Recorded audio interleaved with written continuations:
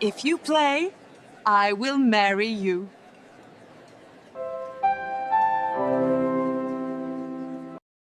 The chandeliers glimmered like captured stars, the gala drenched in gold and arrogance.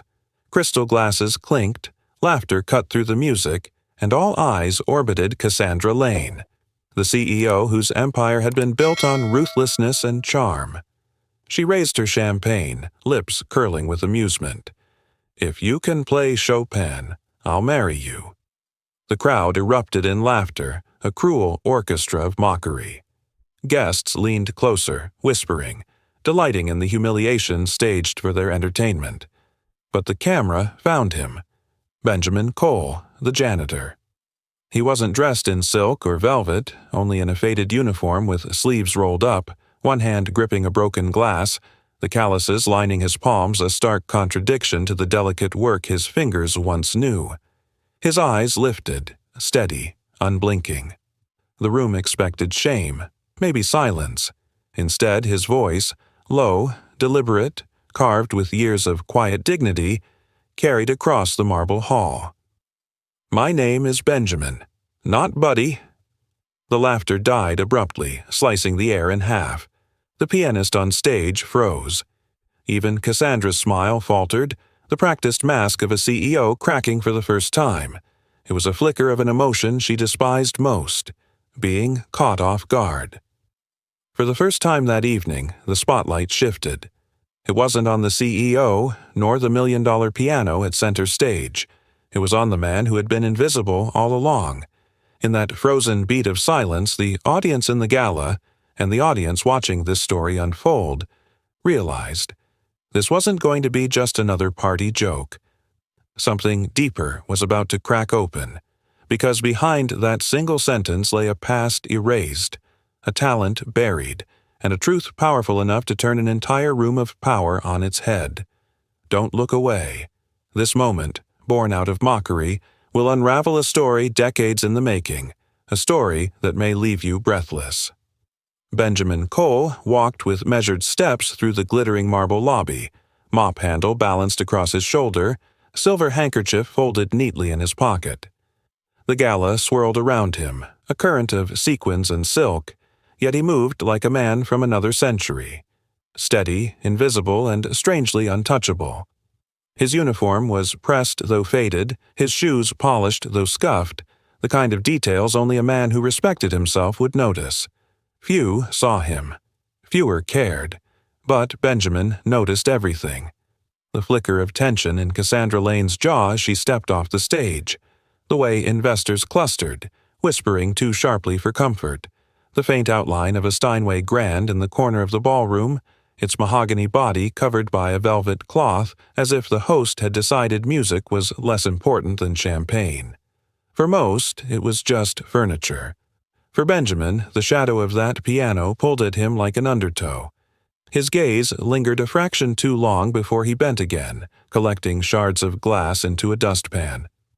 "Man, why you let them treat you like that?" The voice cut in. Malcolm, the youngest in the janitorial crew. Barely 25, baseball cap crooked on his head, sneakers squeaking against the polished floor. His tone carried irritation, not curiosity. Benjamin straightened, dustpan in one hand. "Like what?" Malcolm scoffed. "Like you're a ghost. Like you don't even exist unless they snap their fingers. You just stood there when that woman mocked you. Me? I'd have thrown the glass right back in her face." Benjamin's eyes narrowed slightly, not at Malcolm, but at the reflection of the chandelier in the glass shards. His voice came low, each word weighed like coins in a scale. "That's how you break more than glass." Malcolm shook his head. "You sound like my granddad. All patient and wise. But patience don't get you nowhere. These people, they don't respect you, Ben. They'll never respect you." Benjamin's lips curved faintly, not quite a smile. "Respect isn't given. It's revealed." It was a strange answer, one Malcolm didn't know what to do with. He muttered under his breath and stalked away, earbuds already back in. But Benjamin remained, crouched over the shards. With care that seemed almost ceremonial, he unfolded his silver handkerchief, wrapped the sharpest piece of glass inside it, and tucked it away. For him, nothing was wasted, not even broken things. A waiter nearly collided with him, muttering, "Watch it, buddy." The word stung less than the dismissiveness in the man's tone. Benjamin didn't flinch, didn't argue. He only tightened his grip on the mop, the calluses on his palm pressing against the wood like they had once pressed ivory keys. From across the room, Cassandra Lane caught the moment. For a second, she studied him as though seeing a puzzle she couldn't quite solve. Then her phone buzzed, snapping her attention elsewhere. She turned sharply, voice clipped as she whispered into the receiver, "Don't tell me about quarterly losses tonight. Not tonight." Her shoulders stiffened, the wine glass trembling faintly in her hand before she masked it with another flawless smile. Benjamin saw that too.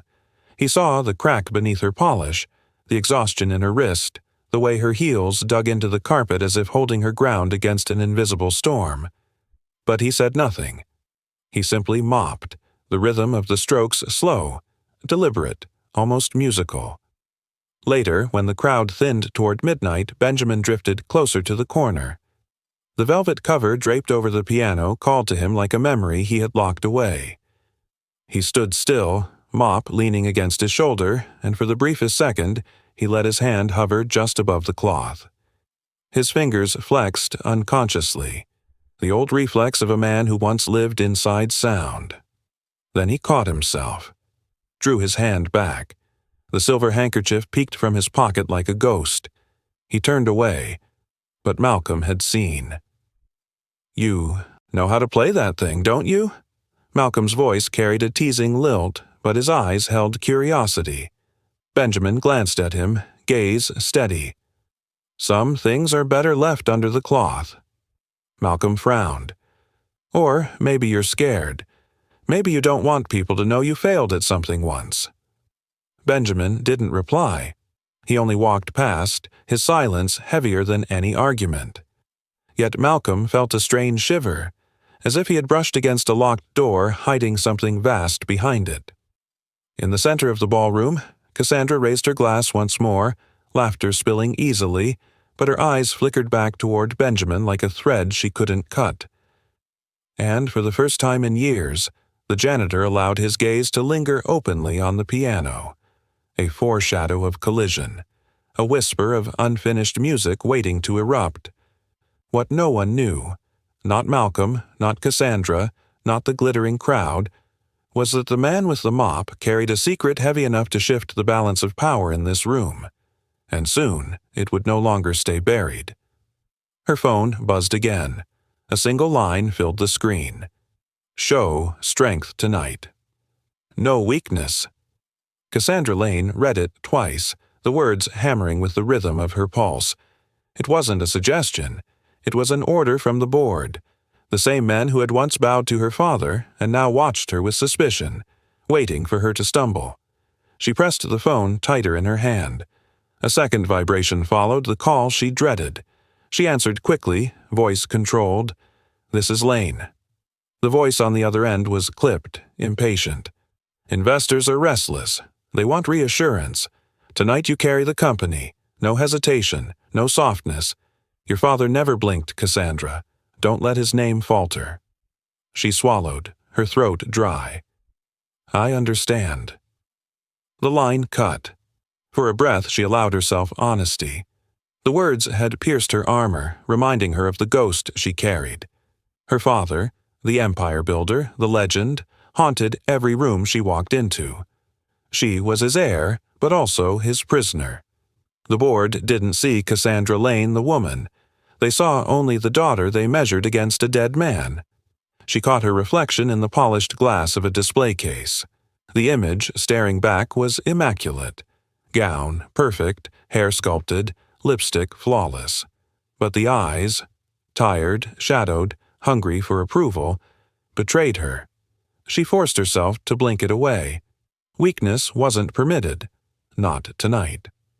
She slipped the phone into her clutch, lifted her chin, and walked back toward the ballroom.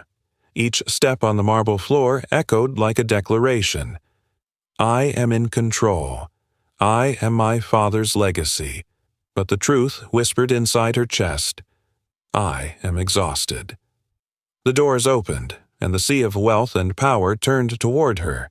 Cameras flashed, guests parted as she entered, her smile razor sharp. To them she looked untouchable, a queen among mortals. Only she knew it was performance. Every laugh, every word, every gesture, calculated, rehearsed, sharpened into armor. Cassandra, over here. Investors leaned close, glasses raised, eager to bask in her glow. She gave them what they wanted. Laughter without hesitation, compliments without warmth. They saw strength. They missed the flicker of fatigue that slipped through when her head turned. She crossed the stage, raising her champagne with precision timing. The crowd applauded on cue. The board would be pleased. She appeared unshakable. Yet beneath the spotlight her shoulders carried invisible weight. The command still rang in her ears. Show strength, no weakness. And then, a pause, a glance across the room. Benjamin stood by the edge of the crowd, adjusting a tray, moving silently. Their eyes met for less than a second. It was enough. His gaze was steady, unreadable, as if he saw straight through the mask she wore. She turned away instantly, forcing her lips back into a perfect curve. But inside, something shifted. She hated being seen. She hated being caught off guard. Still, the gala surged forward. Cassandra laughed louder, smiled wider, played her role flawlessly. Yet every movement carried a cost. Every smile drained her. The mask was holding, but barely. No one else noticed the cracks forming. No one else cared. But the cracks were there, and under pressure even the strongest masks break. Tonight she would not falter. Tonight she would silence the doubts. Tonight she would prove herself worthy of the Lane legacy. But the story had already begun to twist. Because the man she mocked, the janitor with calloused hands, had seen the truth behind her mask. And when the mask finally shattered, it would not be the board, nor the investors, nor her father's ghost who decided her fate. It would be him. The gala pulsed with laughter, music, and champagne. Yet near the stage where the piano sat under its velvet cover, Benjamin moved quietly. His cloth brushed over polished wood, careful, precise. To anyone watching, he was simply cleaning. To him, each stroke was memory, a silent communion with keys he once commanded. But Cassandra Lane noticed. From across the room, her eyes narrowed, sharp as glass. Surrounded by admirers, she excused herself, gliding toward him with a predator's grace. The crowd parted, eager to witness the spectacle of power pressing down on the invisible. She stopped just inches from him, voice carrying enough for others to hear. "Careful, janitor. That piano costs more than your life." Laughter rippled again. Brittle, rehearsed. Guests leaned in, savoring the cruelty disguised as wit. Benjamin paused, cloth still in his hand. His calloused fingers pressed briefly against the wood, steadying himself. He did not look at her. Not yet. Malcolm saw it all. The young staffer clenched his fists, stepping forward. His voice shook with anger. "Don't talk to him like that. He's done more." But Benjamin lifted a hand, stopping him. His eyes finally met Cassandra's. Calm, unmoving. Dignity isn't loud, it's steady. The words sliced through the room. Not shouted, not armed with anger, but heavy, undeniable. For a beat, silence reigned. The crowd, conditioned to mock, faltered. Cassandra's smile stiffened. She had expected fear, apology, maybe a stumble of words. Not this. Not quiet defiance. Malcolm froze, stunned by the weight in Benjamin's tone. It wasn't submission. It was command. Benjamin turned back to his task, cloth gliding once more, as though her insult were too small to stain him, as though her words were dust he could simply wipe away. The crowd shifted uncomfortably. Some chuckled to fill the void, but their laughter rang hollow. A few exchanged glances. Was the janitor allowed to speak like that? Wasn't silence his role? Cassandra felt the mask slip again. A heat rose beneath her skin, not from shame, but from the intolerable sensation of losing control. She drew closer, voice lower, meant only for him. "You think that makes you noble? You're still nothing here." Benjamin's hand stilled. His reflection stared back at him from the lacquered piano surface. Not a janitor, not a ghost. A man who remembered what it meant to stand tall. He whispered, almost to himself, "Nothing doesn't look you in the eye." Cassandra's jaw tightened. She straightened, regaining composure, and spun back toward her circle of investors. Her laugh returned, sharper than before, as if to erase the moment. But the moment lingered. Malcolm leaned closer to Benjamin, whispering fiercely, "Why let her say that? Why let them treat you like this?" Benjamin folded the cloth, setting it neatly aside. His voice remained even. "Because storms don't last, and when they pass, what stands steady is what matters." Malcolm shook his head, torn between admiration and frustration. He wanted to fight. He wanted to shout. But Benjamin's calm anchored him, left him with no choice but to breathe. Around them, the party swelled again, the cruelty buried under clinking glasses and hollow applause. Yet a subtle shift had begun. A janitor had spoken, and though dismissed, his words echoed. They clung to the edges of the room, quiet but unshakable. It was a small fracture in Cassandra's empire of control. The first crack. And cracks, once formed, only grow. The night deepened, chandeliers burning brighter as glasses refilled. Cassandra stood at the center, the queen of her empire. Her board members lingered close, investors hanging on every word. The earlier tension with Benjamin had almost been swallowed by music and chatter, almost. Then came the push. One guest, tipsy with champagne and eager for entertainment, raised his glass. "Cassandra, they say genius runs in your family. Prove it. Play something for us." The room cheered, hungry for a spectacle. Cassandra's practiced smile widened. Inside, her pulse spiked. Pressure from the board still pressed against her ribs. She needed to look untouchable. Perfect. She let the silence hang just long enough. Then her eyes drifted toward the piano. Toward Benjamin, still stationed nearby, cloth in hand. The smallest flicker of memory burned, his calm defiance minutes earlier, and in that flicker she found her stage. She laughed, sharp as crystal breaking. "Prove it. Why, if even our janitor can play Chopin, then I'll marry him myself." The words cut through the ballroom like a blade. For a heartbeat, silence. Then the explosion, laughter cascading, wild and cruel. Glasses clinked. Guests doubled over at the absurdity. The janitor and the CEO. Chopin and calloused hands. The joke was perfect, to them. Malcolm felt his blood boil.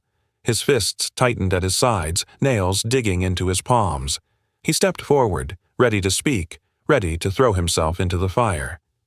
But Benjamin's quiet glance stopped him. Benjamin didn't flinch, didn't protest.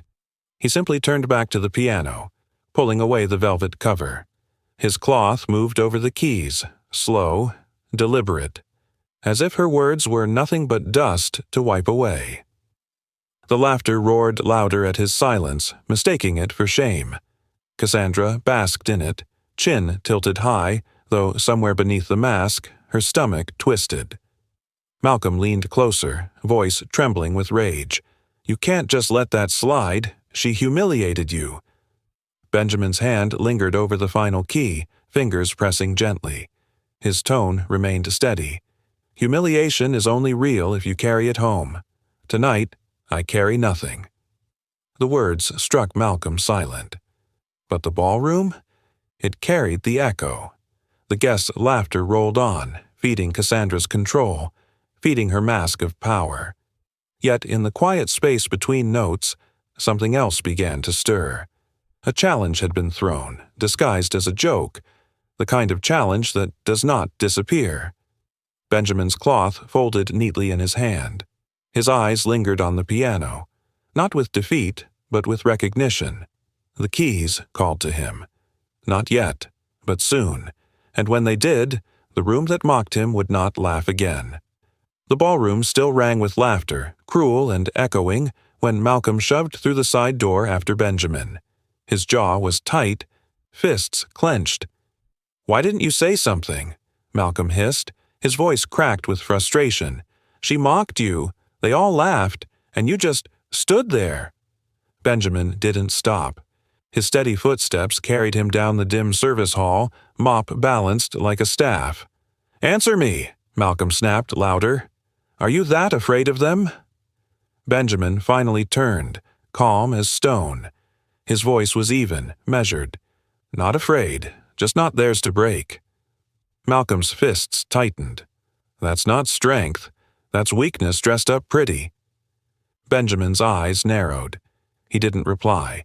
Instead, he reached into his pocket and pulled out a folded square of fabric, silver, worn, soft with years.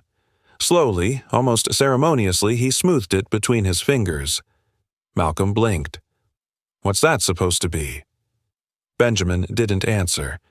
His thumb traced the frayed edges, his gaze drifting far past the walls, far past the gala. For a moment, the calm mask slipped. In his eyes was distance, longing, something unreachable. Malcolm froze. He had never seen the old man's expression shift like that. It was haunting. "You carry that thing around like it matters," Malcolm pressed. "Why?"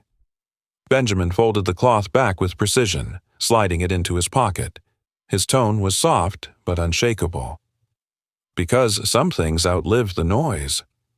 "What does that even mean?" Malcolm demanded. His voice bounced harshly against the corridor walls. Benjamin walked again, slower now, shoulders squared. Malcolm chased after. "You let them spit on you, and you just hide behind riddles?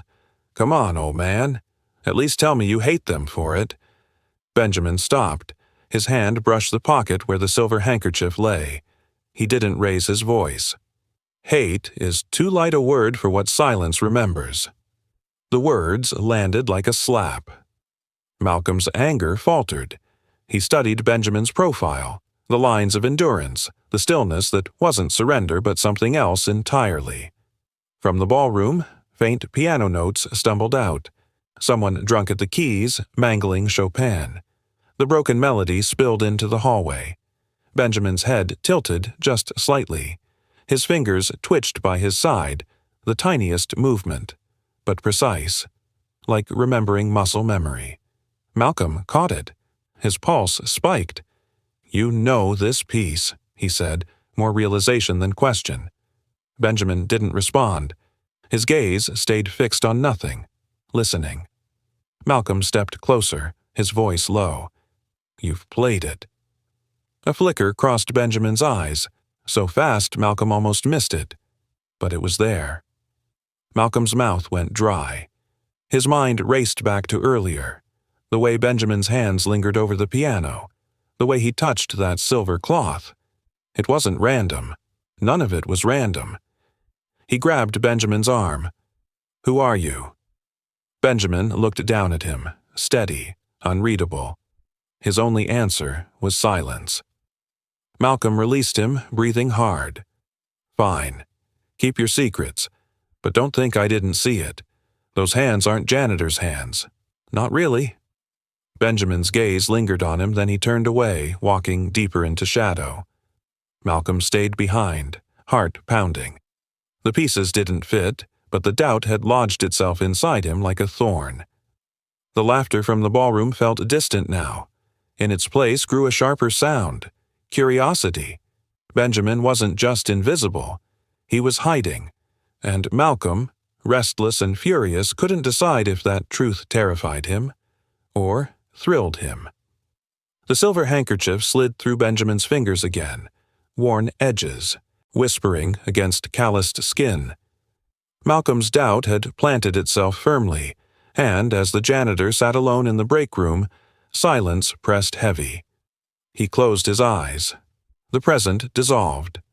Suddenly, sunlight, warm, filtered through thin curtains. A boy, no older than 12, sat at a piano, back straight, small hands trembling over ivory keys.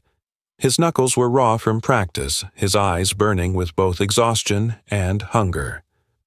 On a bed nearby lay his mother, frail, her breaths shallow but steady. Her voice came weak but certain. "Play it again, Benny." The boy hesitated. "Mom, you need to rest." She smiled faintly. "Your music is my rest." The boy turned back to the keys. Fingers moved, hesitant at first, then flowing.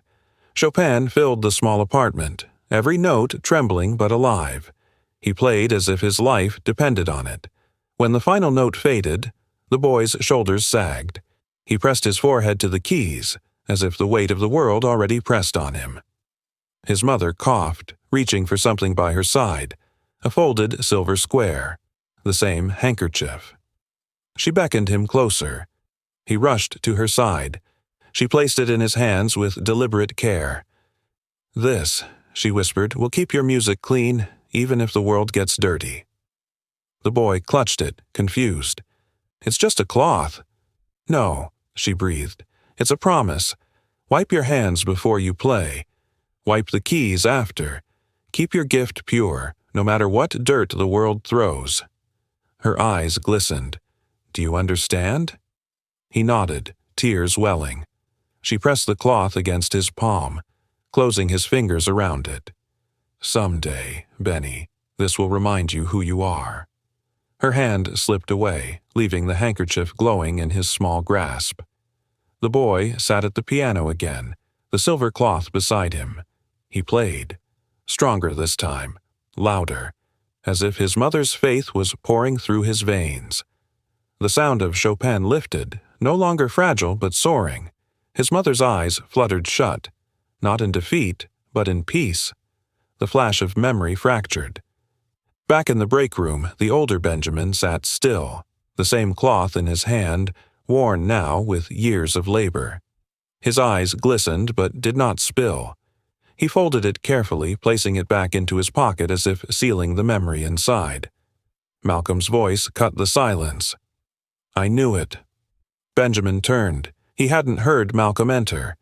The young man stood frozen at the doorway, eyes wide. "That look on your face, the way you touched that thing. You were someone, weren't you?" Benjamin said nothing. Malcolm stepped forward, almost desperate. "That scarf, it's not just sentimental. It means something. Who gave it to you?" Benjamin's silence was heavy, deliberate. His jaw set, but his eyes betrayed him. Haunted, tender, lost. Malcolm exhaled sharply, realization dawning. "Your mother."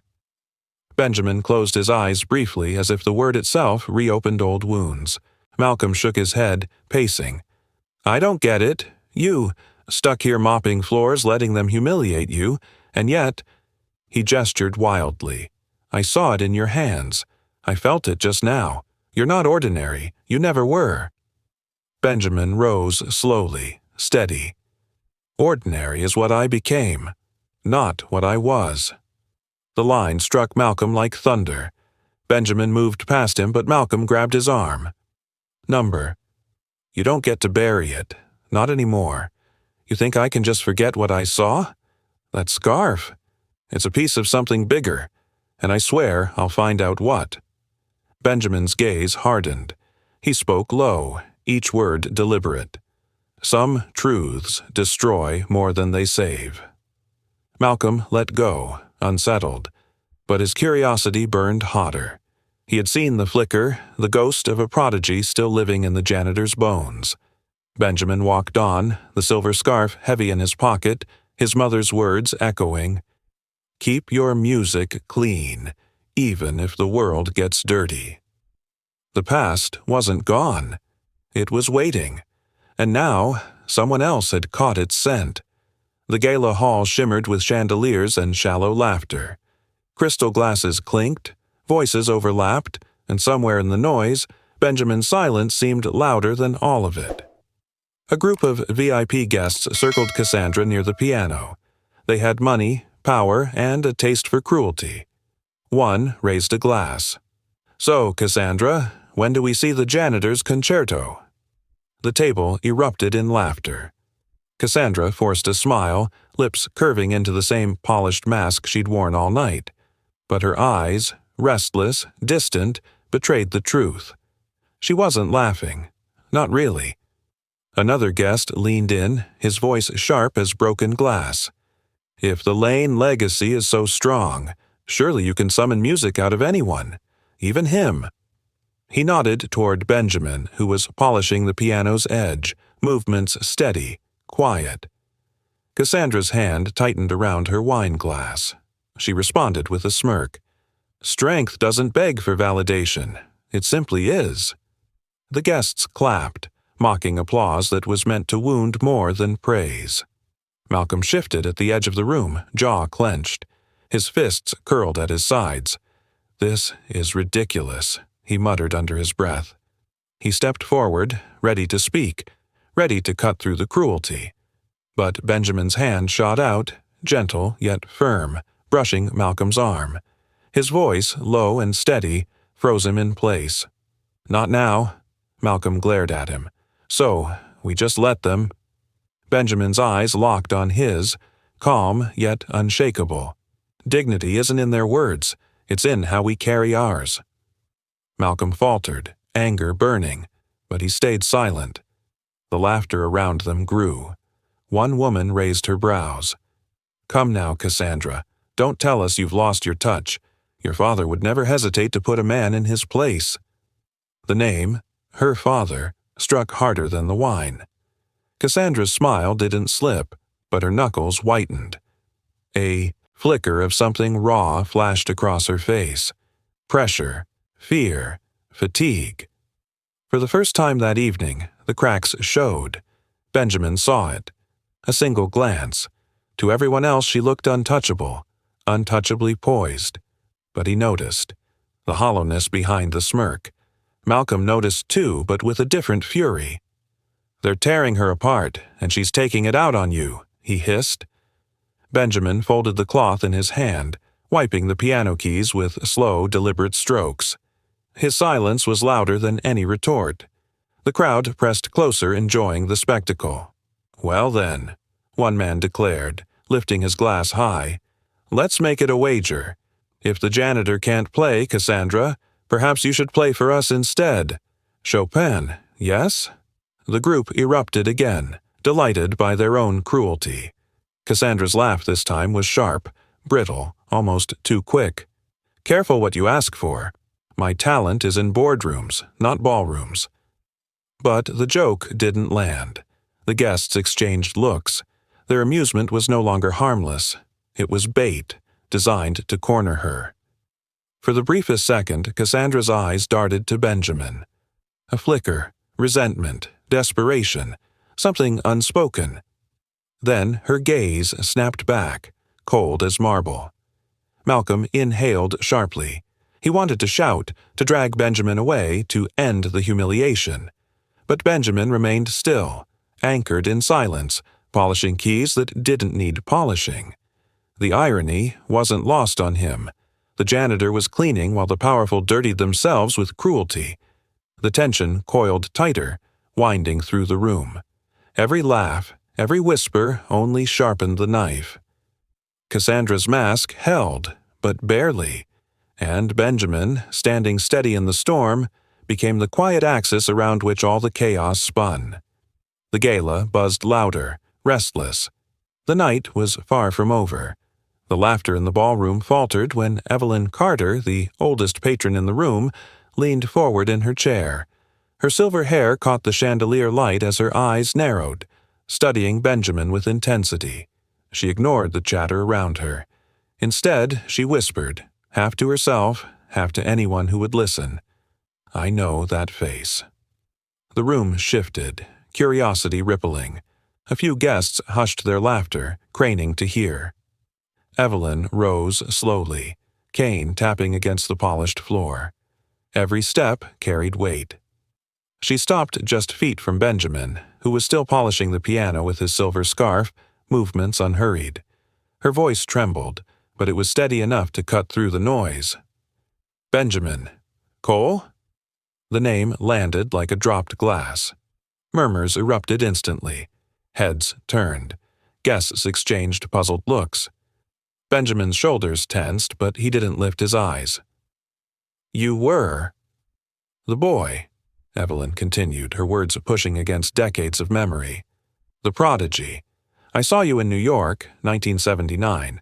Chopin Etudes, Carnegie Hall. You were barely 13. My God, you were magnificent." Gasps spread through the crowd. A young guest scoffed. "That can't be right. He's a janitor." Evelyn's eyes blazed. "Look at his hands. Those are not the hands of a man who only cleans floors. Those are the hands of someone who once lived on keys." Benjamin's grip on the scarf tightened. The faintest flicker of pain crossed his face. Gone in an instant. Malcolm froze. His heart hammered. He looked from Evelyn to Benjamin, disbelief clawing at him, and then, without hesitation, he pulled his phone from his pocket. Fingers flew across the screen. He typed the name Evelyn had spoken. Benjamin Cole, pianist prodigy. Seconds later, the search result appeared. Grainy black-and-white photographs of a boy at a grand piano. Newspaper headlines. The Black Mozart.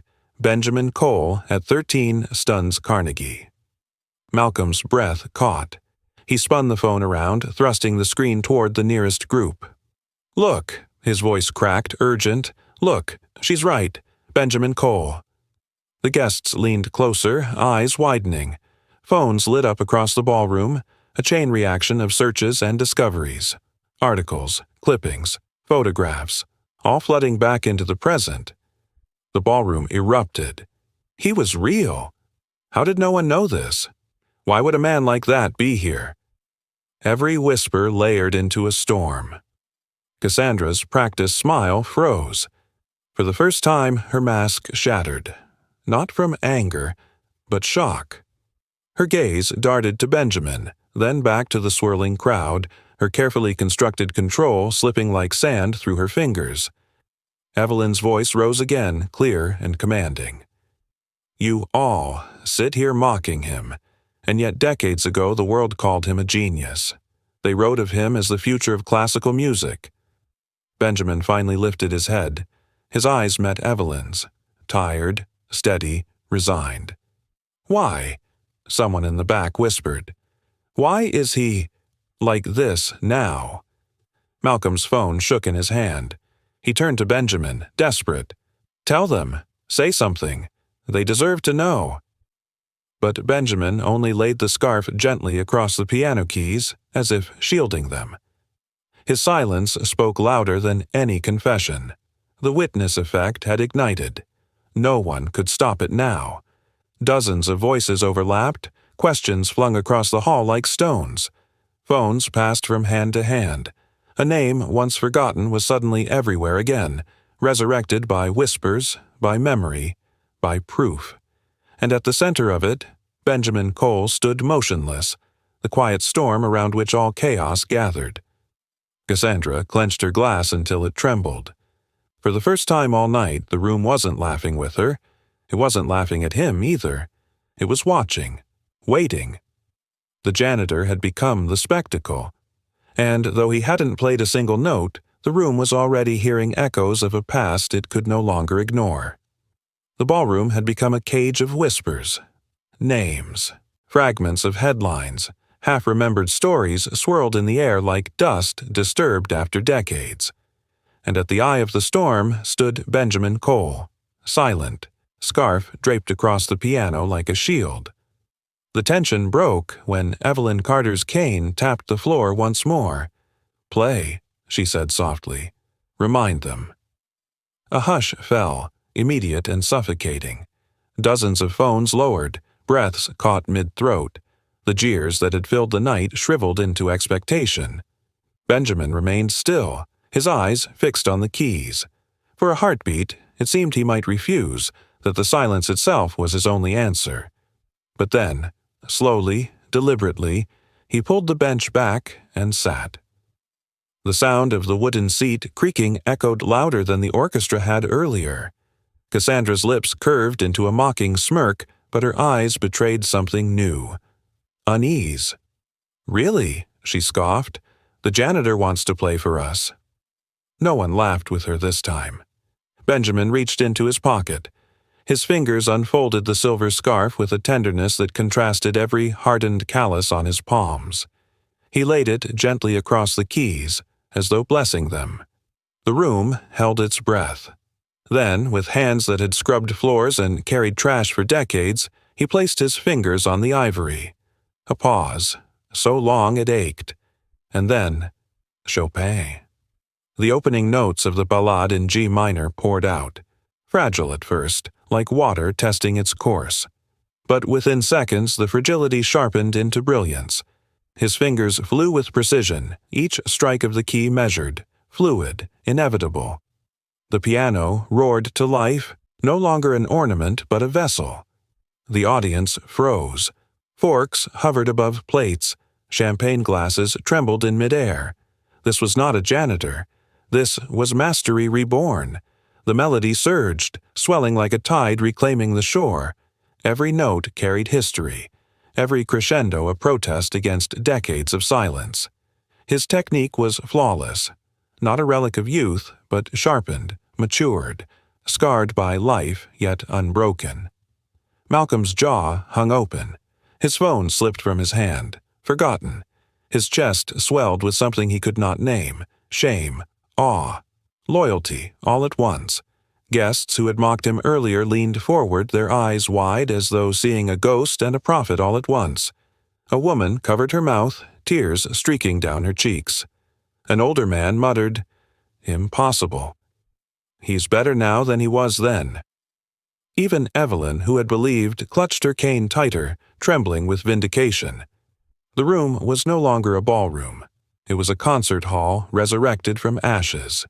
And at its center, Benjamin Cole, invisible no more. Cassandra's smirk dissolved. She stood frozen, her practiced mask cracking into panic. She had built her empire on dominance, on never being outshone, never being caught off guard. But this was an annihilation of her control. Her laughter from earlier replayed in her head like a curse. If even our janitor can play Chopin, then I'll marry him myself.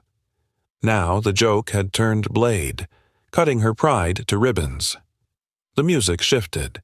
Thunder rolled in his left hand, lightning in his right. It was not just performance. It was judgment.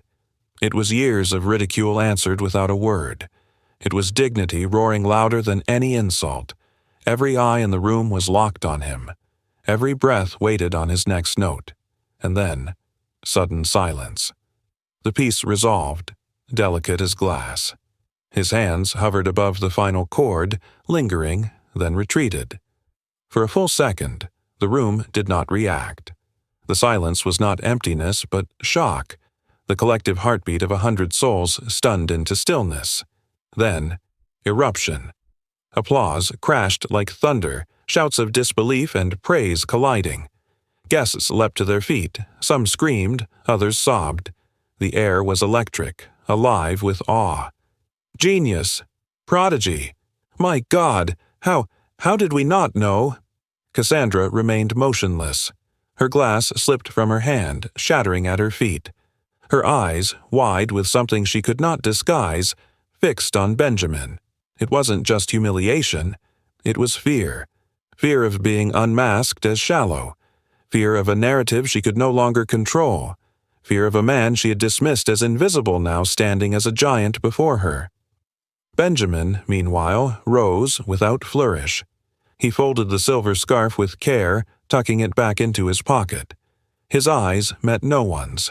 His silence continued. Not defiance, not humility, but sovereignty. The power in the room had shifted. It was no longer Cassandra's stage. It was his. The final chord still seemed to hang in the air, echoing beyond the instrument, beyond the hall itself. For one endless beat, the world refused to move. Then, slowly, as if waking from a trance, a cluster of guests rose to their feet. Applause burst, not tentative, but explosive. Hands slammed together, voices shouted, some even whistled. The wave spread, sweeping row by row until half the ballroom stood, clapping as if salvation had descended in the form of music. Benjamin sat motionless. His shoulders rose and fell in silence, his gaze lowered to the polished floor as though none of it belonged to him. He folded the silver scarf again, deliberate and calm, sealing away the brilliance as if it had been borrowed light. Malcolm felt his throat tighten. He had shouted at Benjamin before, accused him of cowardice, mocked his silence. And now, he couldn't breathe for the weight of what he had just witnessed. His hands trembled as he stepped closer, voice breaking. Who are you? Really? The words cut through the roar of applause. Heads turned. The crowd hushed just enough to hear the answer. Benjamin lifted his eyes, not defiant, not apologetic, simply steady. The light caught the weary lines on his face, the scars of decades unseen. He spoke in a voice soft but unshakable. Just a janitor who never stopped hearing the music. The ballroom inhaled as one. Some gasped, others looked at one another, unable to reconcile the contradiction. This quiet man, these divine notes, this refusal to claim grandeur. Cassandra stood frozen, lips parted but no words forming. For the first time that night she had nothing to say. Her empire of control had been cracked by a man who refused to even seize the throne she had mocked him with. Malcolm blinked hard, fighting the sting in his eyes. He wanted to protest, to insist Benjamin was more than that, to shout the truth. But the calm in Benjamin's tone silenced him. It was not denial, it was declaration, dignity dressed as humility. Around them, voices rose. He's a genius. He's wasted here. Someone call the press. Unbelievable. He hid this all these years? Phones lifted, flashes sparked. The story was already escaping the room, flying into the world. But Benjamin only shook his head faintly, rising from the bench. He did not bask in the attention. He walked as he always had, measured steps, quiet presence, invisible again by choice. Malcolm followed him with his eyes, a storm raging in his chest. That single line, never stopped hearing the music, had struck deeper than the ballad itself. Because Malcolm realized now, Benjamin's silence had never been weakness. It had been strength, the kind that didn't need to shout.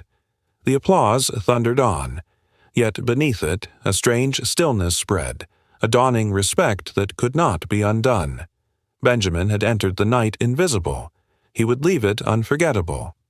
Cassandra Lane stormed off the stage. Applause thundered behind her, but none of it belonged to her. It belonged to him. She shoved past curtains, heels stabbing marble. Her breath hitched. Her phone buzzed in her clutch. She yanked it out. The email glared back. Show strength tonight. No weakness. Her fingers shook. She read it twice, then 3 times. The words mocked her. She slammed the phone shut, stared at her reflection in the backstage mirror. Perfect hair, perfect gown, perfect mask. Except the mask was slipping. Her lips twitched. Her eyes watered. She forced a smile. It cracked. Strength, she whispered. Strength. But the sound of the crowd chanting his name cut through. Benjamin. Benjamin. Every syllable felt like a dagger. Her jaw clenched. Her father's voice echoed from memory. Elaine never loses the room. Lose the room. Lose everything. She had lost the room. To a janitor. Cassandra's hands trembled. She grabbed a champagne flute, drained it in one swallow. The burn did nothing. She hurled the glass into the sink.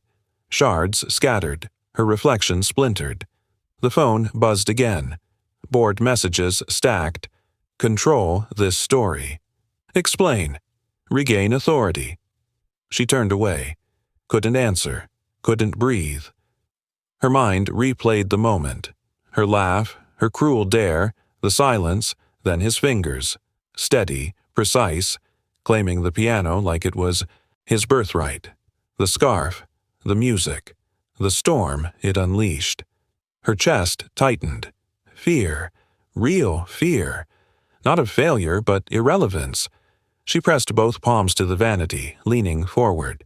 "You will not break," she hissed, but the tremor in her voice betrayed her. Another roar of applause bled through the curtain. She clamped her hands over her ears. It didn't help.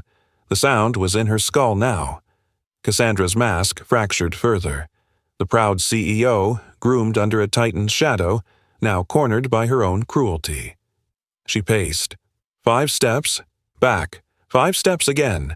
Her mind raced. Excuses, lies, spin, entertainment piece, planned stunt, company tribute, none strong enough, all brittle. Her eyes darted to the mirror. She saw 2 Cassandras, the arrogant heir in silk and diamonds, and the terrified woman suffocating beneath impossible expectations. She bit her lip until it bled. The taste of iron jolted her. Her phone vibrated again.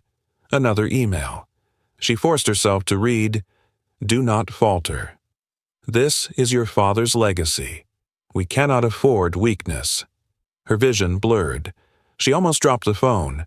Legacy. The word haunted her. She had lived her whole life under it, trying to fill shoes carved from iron. Tonight she had tried to stand taller. Instead, she had shrunk. Her breath came shallow. She fought for air. Her chest refused to open. Panic clawed at her ribs. "No," she gasped. "Not here. Not now." She stumbled toward the curtain, stopped short. Could she face them? Number Knot with his music still echoing in their ears. She pressed a trembling hand to her stomach, bent slightly, teeth gritted. Tears threatened again. She swallowed them down like poison. She wiped her mouth, straightened, forced her shoulders back. Her mask slid on again, though thinner this time, cracked at the seams. She rehearsed in her head. Smile. Dismiss him. Mock him again. Restore control. But the image of Benjamin's calm face intruded. His dignity was louder than any insult she could hurl. That silence had undone her. Another burst of applause roared through. She slammed her fists on the vanity. The mirror rattled. Her reflection sneered back, mocking her. "You're Cassandra Lane," she spat at it. "You do not break. You do not lose." Yet the voice that came out was hollow, brittle. The chanting beyond the curtain grew louder, unified. His name filled the hall. It drowned her title, her lineage, her empire. Her knees weakened. She grabbed the counter for balance. The mask nearly slipped for good. Then she inhaled, deep, sharp. She smeared her lipstick back into place, smoothed her gown, lifted her chin. The cracks were still there. She felt them. But no one else could see. Not yet. She whispered once more to her reflection, the final act of defiance. "They'll never see me fall. Not tonight." Then she turned, walking back toward the stage light, each step rehearsed, each smile stitched back together. Yet inside, everything had already collapsed. The final note still trembled in the air when the silence snapped. Then, eruption. Applause crashed like thunder. Guests leapt to their feet, hands slamming together, voices breaking into cheers. "Encore!" someone shouted. Another yelled louder, "Benjamin Cole!" The name surged through the hall like a wave. Cassandra froze center stage, smile locked in porcelain. Her body screamed to flee, but every eye glued her there. A man in a tuxedo cupped his hands and bellowed, "You promised!" The room hushed. All heads turned. The words rang sharp, undeniable. "You said you'd marry him if he could play Chopin," a woman added, voice gleeful. Gasps rippled. Laughter followed. But beneath it, expectation. Cassandra's stomach dropped. Her father's board members sat stiff at the VIP table. Eyes narrowed. Phones raised. Recording. Waiting. Cassandra forced a laugh. A joke? Surely you all understood. No joke, a guest cut in. From the corner, Malcolm stepped forward. His usual fire tempered now, but firm, steady. His voice carried across the hall. A leader keeps their word. You challenged him. He answered. The crowd erupted again. Honor it. Keep your word. Marry him. The chant grew, stronger, unified. A drumbeat. Marry him. Marry him. Cassandra's heart pounded. Her practiced mask cracked under the roar. Benjamin stood silent by the piano. Head lowered, scarf still across the keys. He hadn't moved. He hadn't spoken. His silence only fed the frenzy. A guest raised a champagne glass. To Benjamin Cole, the virtuoso janitor. Another voice, a man of dignity. Applause swelled again, then folded back into the chant. Benjamin Cole! Benjamin Cole! Cassandra's chest tightened. She glanced toward the board table, searching for rescue. No rescue came. Their faces were carved from stone, unforgiving. Malcolm's voice cut through again, sharp, deliberate. Cassandra Lane, the people are watching. Will you stand by your word or hide behind excuses? Gasps. A challenge. Public. Director. Cassandra's eyes darted toward him. The young employee who once stayed silent now stood taller than she'd ever seen. His posture, his conviction. He wasn't a boy anymore. He was a witness turned leader. The chant roared again, louder, drowning the clink of glasses, the hum of lights, the trembling of Cassandra's breath. Benjamin Cole. Benjamin Cole. She raised her hands for quiet. Her fingers shook. The room hushed, but eyes stayed sharp, predatory. Her voice wavered, then steadied. This was entertainment. Surely none of you take it seriously. Yes, we do, a voice shouted. The crowd agreed, clapping, stomping feet. One woman called out, You dared him before the world. Now the world dares you. Cassandra's throat tightened. Sweat prickled at her temples. Malcolm stepped closer to the stage, eyes locked on her. What's the value of power, Cassandra, if it collapses under truth? The words stung. Too precise, too loud. The board members leaned in, whispering furiously. Cassandra caught fragments. Control slipping. Optics. Disastrous. Her breath hitched. She felt the noose tightening. The crowd rose again, voices unified, louder than ever, rattling the chandeliers above. Benjamin Cole. Benjamin Cole. Benjamin Cole. Cassandra turned. Benjamin finally lifted his head. His gaze met hers. Calm. Steady. Silent. The silence burned more than the chant. For a moment, Cassandra's mask nearly fell. Fear flashed in her eyes. Then, she straightened, painted on a smile, and raised the microphone, but her voice cracked as she spoke. This is absurd. The crowd booed. The first crack in her authority echoed as sharp as glass breaking. Malcolm raised his phone. On the screen, the video of her dare, clear as daylight. You said it, Cassandra. Every word he turned the screen outward. Guests leaned in. The proof glowed. Unshakable.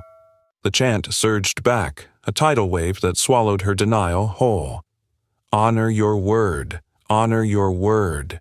Cassandra's pulse thundered in her ears. Her knees weakened.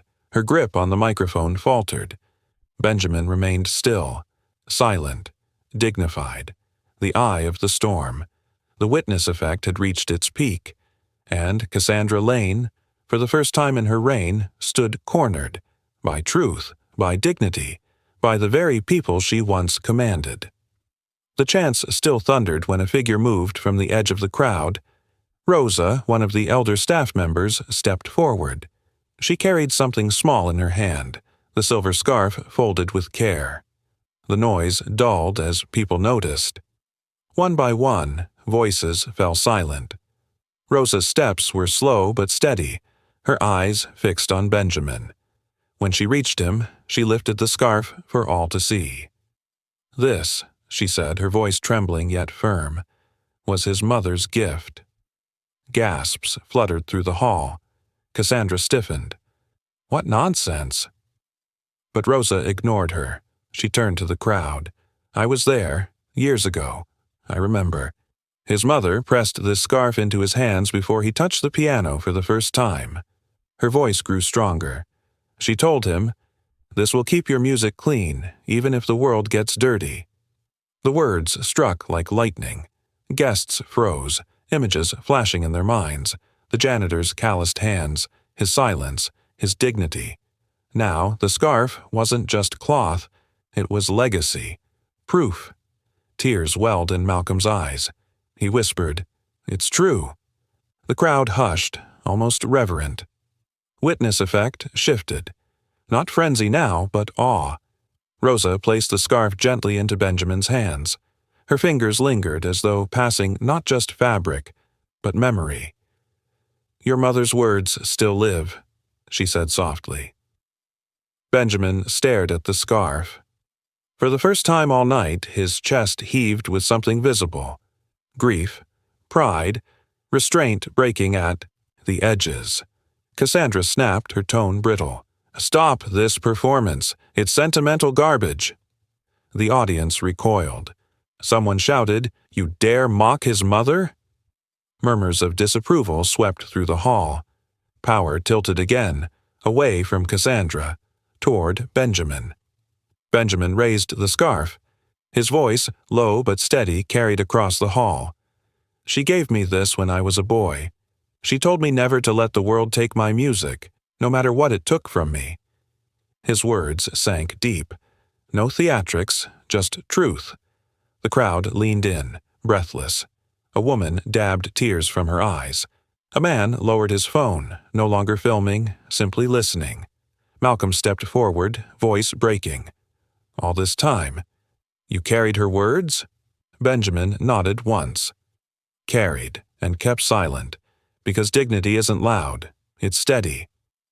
The scarf shimmered in the lights, no longer ordinary cloth but a symbol heavy as stone. Every guest could feel its weight. Cassandra tried to laugh, but it came out hollow.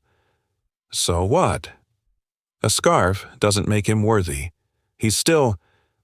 Her words died under the glares that met her. Rosa's voice cut through, sharp as a blade. "Worthy is the man who kept his mother's promise, not the one who breaks her own before a crowd." The line struck hard. Applause broke out. Not wild, but strong, deliberate. A statement. Cassandra's face flushed, mask cracking wider. She turned away, searching for escape, but the crowd was no longer hers to control. Benjamin lowered the scarf back onto the piano. His fingers brushed the keys, silent, but the gesture said enough. And in that silence, the audience wept. Not just for him, but for themselves, for every dignity overlooked, every promise broken, every truth buried. The scarf lay there, gleaming under the stage lights, uniting the past and the present, the boy and the man, the invisible janitor and the virtuoso revealed. The symbolic confrontation was complete. The crowd's heart had shifted, forever. The hall was still vibrating from Rosa's words when Cassandra staggered forward. Her heels clicked against the marble, sharp, unsteady.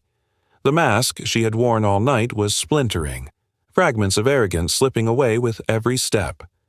Benjamin remained by the piano, the silver scarf resting across the keys.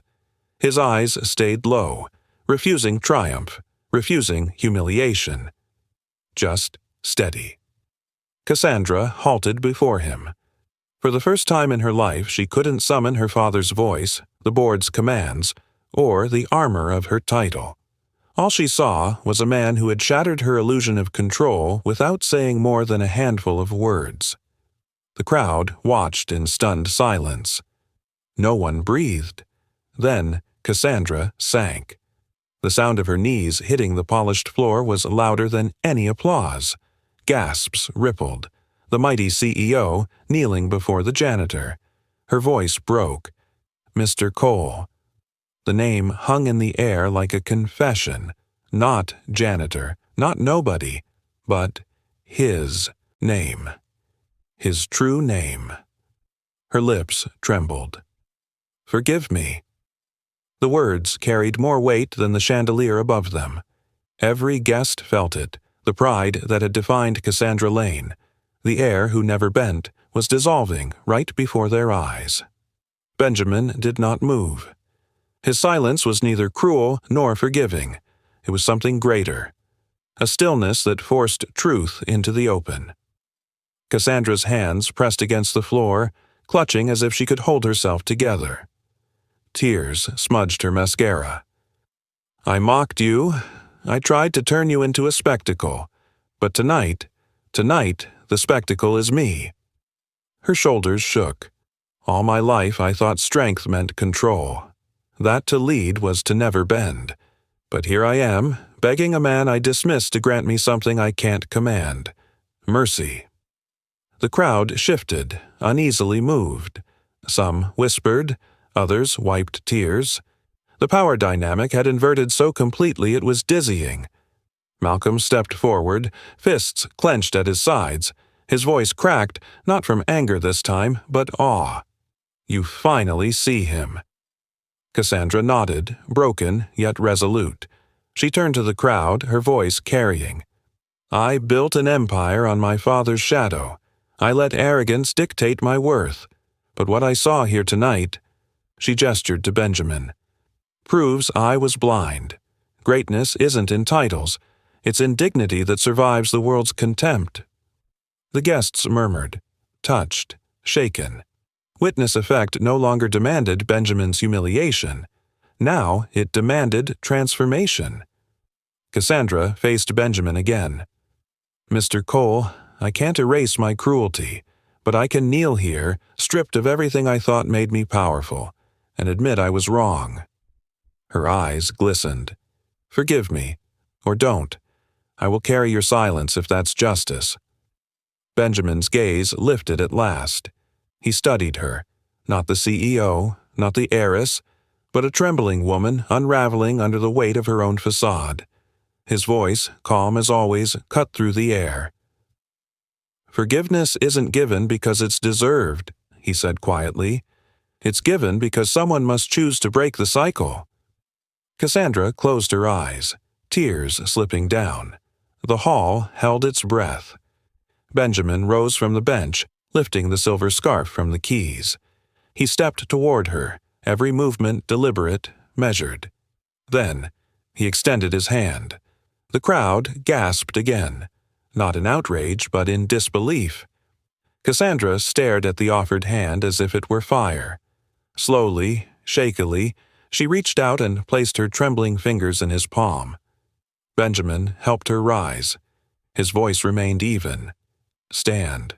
Not above me, not below me. Just stand." The hall erupted, not with jeers or laughter, but applause that rolled like thunder. It wasn't victory for one and defeat for another. It was release. Malcolm wiped at his eyes, whispering to himself, "Dignity isn't loud. It's steady." Rosa pressed her hands together, lips moving in silent thanks. Cassandra stood beside Benjamin, shoulders squared but no longer rigid. The arrogance was gone. What remained was fragile, raw humanity. She whispered again, just for him. "Thank you." Benjamin nodded once, the faintest flicker of a smile ghosting across his lips. The silver scarf gleamed between them, binding the past to the present, humiliation to redemption. The reversal was complete. The hall still thundered with applause, but Benjamin didn't linger in it. He simply lifted the silver scarf from Cassandra's trembling hand. His fingers folded the fabric with slow precision, each crease deliberate, as though he were closing the lid on a past only he understood. Silence bled through the noise. The guests leaned forward expecting triumph, revenge, something grand. Instead, they saw restraint. Benjamin laid the folded scarf across the piano. His palm rested on the polished wood for a moment, reverent. Then he straightened, his shoulders calm, eyes steady. His voice carried, quiet yet unshakable. Respect is the only music that lasts. The words rang sharper than any note he had played, a signature line etched in the marble of memory. The crowd hushed instantly, as if the sentence itself had demanded silence. Benjamin stepped back from the instrument. No bow, no flourish, no claim. Just dignity. He turned toward the exit, his footsteps echoing like soft percussion against the marble floor. Every gaze followed him. Some filled with shame for having laughed, some with awe for having witnessed something they couldn't explain, and some with tears because they knew they'd just seen a man rewrite the meaning of power without raising his voice. Cassandra remained frozen. Her body quivered with the weight of humiliation and clarity. In her hand, the phone buzzed again, another email notification flashing the words burned into her skull. Show strength tonight. No weakness. She stared at the screen, then at Benjamin's retreating figure. The contrast seared into her chest. He had just demonstrated strength without dominance, power without cruelty, dignity without fear. Her breathing grew shallow. For years she had built herself around her father's command, the board's expectations, the shareholders' cold demands. No weakness. It had driven her, haunted her, shaped her every interaction. And now, in the echo of that man's footsteps, the phrase felt like a chain. She squeezed the phone so tight her knuckles whitened. The email glowed once more. Her jaw clenched. Then, with a trembling inhale, she crushed the device in her grip. The screen cracked, flickering before she hurled it into a champagne bucket. Glass hissed against ice, but it wasn't enough. Her hand reached into her clutch, pulling out the printed memo. 3 words at the top. No weakness. Her eyes burned. The hall still watched her, waiting. She looked at them, then back to Benjamin, now only a silhouette nearing the door. The paper trembled between her fingers. Then she ripped it. Once, twice, again, each tear louder than the last. When nothing remained but scraps, she let them fall. Confetti of surrender scattered at her feet. Her lips parted, a whisper no one heard but her. Weakness was never the enemy. Arrogance was. Tears streaked down her face. She didn't chase Benjamin. She didn't call him back. She simply stood, stripped of the mask that had ruled her for years, watching the man who had undone her empire of pretense with a single act of mercy. Benjamin reached the grand doors.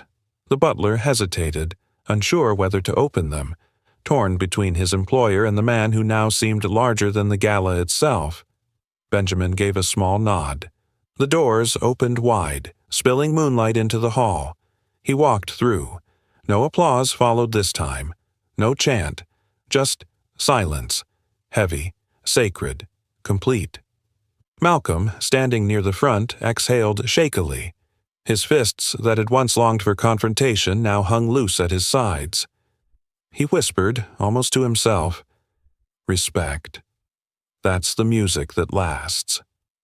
Rosa clutched her chest, tears falling freely. Evelyn Carter dabbed her eyes, whispering Benjamin's name like a prayer. Guests exchanged glances, humbled, unsettled. They knew they would carry this night in their bones forever. Cassandra staggered backward, pressing both palms against her face. Her makeup smeared, her image undone. But for once, she didn't care. She let herself collapse into a chair, breathing raggedly, staring at the torn scraps of her father's mantra. For the first time, she allowed weakness to be visible, and in it, she felt something close to freedom. Benjamin never looked back. The doors closed behind him, muting the hall. Outside, the night air met him cool and steady. He inhaled deeply, the faint sound of traffic mingling with the distant hum of city life. For years he had been invisible, dismissed, ridiculed. Tonight, without raising his voice, without demanding revenge, he had shown them what true strength was. He adjusted the collar of his worn jacket, lifted his chin, and walked into the darkness. No spotlight, no fanfare, Just a man carrying dignity like a melody only he could hear. And inside the gala, long after the music had ended, long after the whispers quieted, his final line echoed in every mind. Respect is the only music that lasts. The gala's roar still lingered above, but in the stairwell leading down to the service halls, silence reigned. Benjamin's footsteps echoed on the concrete, steady, unhurried. Behind him, a younger rhythm quickened. "Mr. Cole," Malcolm's voice trembled as he caught up. He stopped at the bottom step, chest heaving with something heavier than air. "You changed the whole room tonight." Benjamin glanced back. The dim light of the basement flickered against his face, highlighting the calm etched into his features. He didn't smile, didn't gloat. He simply nodded, as though the boy had finally named what he himself had never needed to say. Malcolm swallowed hard. For years he had thought dignity meant shouting louder, fighting harder. Tonight he had seen a man win without a single weapon but truth. "I'll never forget it," he whispered. Upstairs, Cassandra remained among the shattered glamour of the gala. Her mascara streaked, her gown askew, the board members still buzzing in her ear. But she heard none of it. She stood rooted near the piano, the scarf still resting across the keys like a relic. Her throat tightened.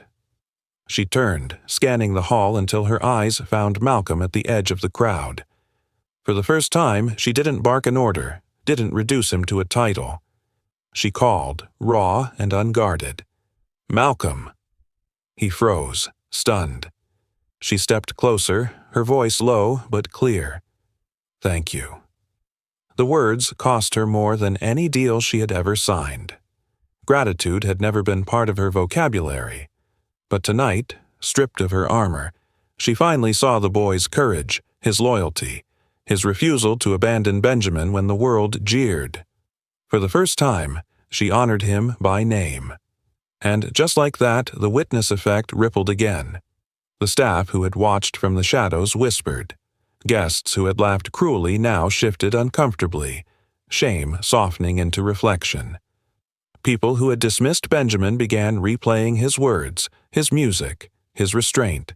A janitor had become their mirror, and none of them liked what they saw until they began to change. Back in the basement corridor, Benjamin paused. The shadows stretched long before him. He rested one hand against the cool wall, fingers brushing the chipped paint. He could still feel the weight of the scarf folded inside his pocket, his mother's whisper echoing in memory. The faintest smile ghosted across his lips. Not triumph, not bitterness, just peace. He took another step and another, his figure swallowed by darkness. But then, softly, impossibly, the faint sound of Chopin drifted through the hall. Not from any piano in the building, but from the memory burned into every witness tonight. The melody lingered, delicate, eternal. Benjamin vanished into shadow. The music remained. And now, to you, our witness tonight, you've walked with Benjamin through humiliation, silence, and dignity. Tell us, did his story leave something in you? Was there a moment when you felt the room shift, just like those in the gala did? Drop your thoughts in the comments. We read every word, because these stories are not just about the past. They're about the echoes we carry into tomorrow. If this journey moved you, consider subscribing. Not just for more stories, but to be part of a community that still believes respect is the only music that lasts. Thank you for sharing this time with us. Wherever you are, in the quiet of morning or the stillness of night, may Benjamin's melody stay with you, reminding us all, dignity doesn't need applause, it only needs truth. We'll see you in the next story.